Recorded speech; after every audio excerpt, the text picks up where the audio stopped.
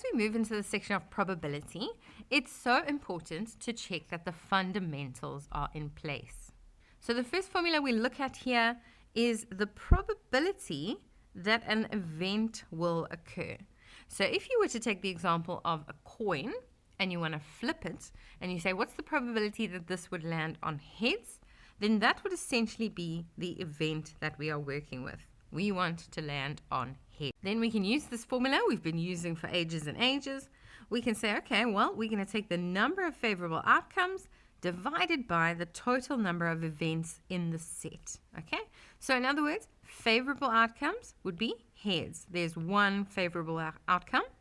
Total number of elements in the entire set, well, we've got two options on a coin, heads and tails, and so there'd be 2 elements there in total. And so the probability, 1 out of 2. So that should be very standard to you the minute you see a probability question. And then in grade 10, we were introduced to this addition rule. Okay, if you're in a school that gives formula sheets, then you should get the addition rule on your formula sheets. But if not, make sure that you commit this to memory because you're going to need it. Okay, this is how it works. We can take the probability of A or B, so the probability that either event A is going to happen or event B is going to happen, and that is equal to the probability of A plus the probability of B minus the probability of A and B. Okay, and it's not necessary to memorize both of these because what you can do is you can just take this probability of A or B, shift it over, and it will become negative. And then you can do the same here with the minus probability A and B. If you shift that over, it'll become positive. So you can, in a sense, derive both of these formulae if you are given just one of them. And this is exceptionally helpful when they give you one of the more theoretical questions, and they might give you probability of A, probability of B, and the probability of A or B, and ask you to work out the missing one of the 4. Or sometimes they give you a few steps that you could use to work out the probability of A or probability of B, for example. But essentially, you work towards finding as many of these unknowns as possible, and then you can use the addition rule to solve for the final one. Okay, we'll practice that a little bit later. But before we do that, let's just consider the types of events. So there's some terminology that we need to know in order to answer probability questions. And I think the easiest way to do that is to actually picture it in terms of a Venn diagram. So the first thing we're going to look at is inclusive events versus mutually exclusive events. Now, if you think about this word exclusive, it means it doesn't like to hang out with others. So mutually exclusive events don't happen at the same time. In other words, they don't contain this intersection of the two sets that we see here when we have inclusive events. So if we take this set that I've written down here, just the numbers 1 to 9, and we wanted to create an inclusive Venn diagram, then we would put some of the elements here, some of the elements here, and some of the elements inside of that overlap of the intersection of these two events. And then just to finish up here, let's put some of the numbers outside there. Okay, they don't belong to either event A or event B. Okay, but mutually exclusive events, if we're considering event C and event D, for example, then we would position our numbers slightly differently. So we would have numbers 1, 2, 3, for example, 4, 5, 6, let's put 7 there, 8 there, and let's put 9 outside. So the events C and D have absolutely nothing in common, not a single element that is the same, and so they are mutually exclusive. And what's important to note about events like that is then if we ever get asked for the probability of C and D, then that is equal to 0. Or sometimes there's a fancy notation for it where they put 2 curly brackets like that, and they say that is the empty set because there are no elements there. Okay, then exhaustive events. Let's make these events E and F. Events are exhaustive if they contain all of the elements. So you'll see in both of these two Venn diagrams that we've drawn above, we've got some elements outside. So A and B, those are not exhaustive. C and D, those are not exhaustive because in each case we've got something outside. But if all elements are represented in either of the circles, then you know you are covered. So 7, 8, 9. There we go. So all elements are there, and so this is an exhaustive set over here. Okay. And then finally, complementary events. If you were to work out the probability, or let's quickly label these, E, F, G, and H. If the probability of G plus the probability of H is equal to 1, then the events are complementary. In other words, they balance each other out. Because remember, the maximum that probability could ever be is 1. So together, these two events would cover the full sample space. Okay, so again, we've got all of those numbers, and we can do something very similar to what we did there with the exhaustive ones, and just make sure that there are no duplicates. So let's put 1, 2, 3, 4, 5, 6, 7, 8, and 9. So now, what's the probability of G? 6 out of 9.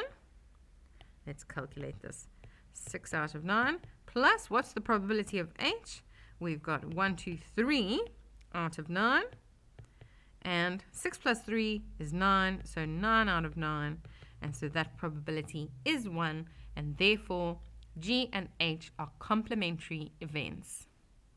So now, with this additional knowledge, we can add to our probability fundamentals. So we know how to work out the probability of an event. We know the addition rule, and that we can actually move the A and B and the A or B to kind of solve any problem that comes our way. But now we can add some more information to our probability fundamentals. So we've seen that with mutually exclusive events, that the probability of an intersection A and B, that is equal to 0. So have a look at this addition rule and see what happened there. All that they've done is change that to 0. So if ever you see the wording mutually exclusive events, then you can be sure that you can work out the probability of A or B by adding the probability of A to the probability of B. Okay, and then something that we haven't looked at yet is an independent event. Okay, so a dependent event means whatever's gone before, whatever event has happened before, is going to have an impact down the line. Those are the kind of events we draw a probability tree for, so we'll look at those in the next video. But an independent event means that the event can stand alone. The probability remains unchanged regardless of what happens in other events. Okay, and in order to prove independent events, we need to prove that the left-hand side, and remember this, we need to break it down, the left-hand side, so probability A and B, must equal to the right-hand side. So we'll do that often in 2 steps, and then if we can draw that conclusion, then we know we are dealing with independent events. But the minute that you see this kind of wording, your head needs to go to this important formula here. Well, let's put our knowledge to the test. So are the events below mutually exclusive, independent, or neither? Well, think back to your fundamentals. What do we know? For mutually exclusive, the union, in other words, probability A and B, that has to equal to 0. Then we are dealing with mutually exclusive events. Okay, independent events, they have that other formula where we compare the left and the right hand side. But basically we need to figure out the probability A and B must be equal to the probability of A multiplied by the probability of B. And if that's true, then we've got independent events. So what we're going to do is we're going to take each of these scenarios below, and we are going to just check for these 2 criteria. So the first one here, we've got a whole load of probabilities, And what I see here at the end is probability A and B is equal to 0,04. So that's not 0, which means these events are not mutually exclusive. So that rules that out. Now what I'm going to do is I'm going to check this other formula for independence. So I'm going to, on the left-hand side, say, well, what is the probability of A and B? Okay, and that was given to us. Then on the right-hand side, I can say, okay, well, probability of A multiplied by the probability of B. And if I can get this to equal 0,04, then these are independent events. So the probability of A is 0,4. The probability of B is 0,1. And if you multiply that, it does, in fact, give you what we are looking for. So therefore, we have independent events. And then for the second one, we're going to do the same process. Let's check. Do we have an intersection? 0,6. So that means not mutually exclusive events. Let's check if they are independent. So we want to take the probability of A and B. This is question 2. Okay, and that is equal to 0,6 given to us. That's going to be our left-hand side.